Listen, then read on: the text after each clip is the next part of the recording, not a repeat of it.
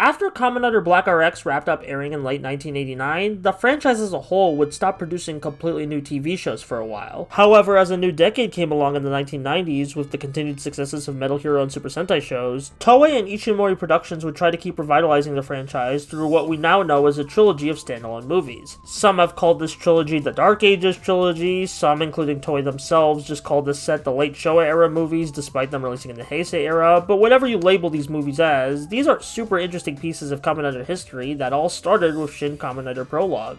Shin Kamen Rider Prologue was made to celebrate 20 years of Kamen Rider through a more aged-up take on the original concept. For one of the original creators, Shotaro Ishinomori, in his own words, this is his truest Kamen Rider, his favorite interpretation of the concept. Now, one of the great things about a franchise like Kamen Rider to me is that over the years, there's been so many different and valid ways a variety of production crews have interpreted the core concept of the franchise. So while some might hear that and get really weird and over-analytical over that statement, I just think it's a neat fun fact. Besides, not one person is responsible for something being peak or garbage. It takes multiple people to make something even halfway decent. And with all that being said, on my first viewing, I thought the movie was kind of boring and sauceless outside of the final few fight scenes, which had top-of-the-line special effects, but as I rewatch and think about the movie over time, I've grown to appreciate it for what it is. I think the film still could have used better character work, it's pretty flat in that regard, but I've come to respect the story for its grounded, almost mundane tonal build-up the first half has that leads to a gross but awesome visual feast in the second. Now, the title of the movie being Shin Kamen Rider Prologue implied this was only the beginning for our monstrous hero, especially with an ending that showed our hero catering for his newborn mutant baby. One of the most sad and striking ending visuals in the franchise to me. Kamen Rider's had its sad and adult moments before and since, but something about this tragic step into fatherhood our hero is taking after all the graphic fighting we just witnessed, that really resonated with me, and is probably the best example of the film's initial pitch of being a Kamen Rider for an older audience. Though despite strong home video sales, the story would never continue, leaving Shin Prologue to become just another part of the larger legacy of Kamen Rider, even having most of its title recycled for Hideaki Anno's take on the 1971 series years later, hence why I have to keep saying Shin Prologue for this video to refer to the subject matter instead of just Shin. Overall, I find Shin Prologue to be a neat experiment, leading the way for future Kamen Rider series to take a bunch of its concepts and run wild with them. It may be schlock to some, but to me,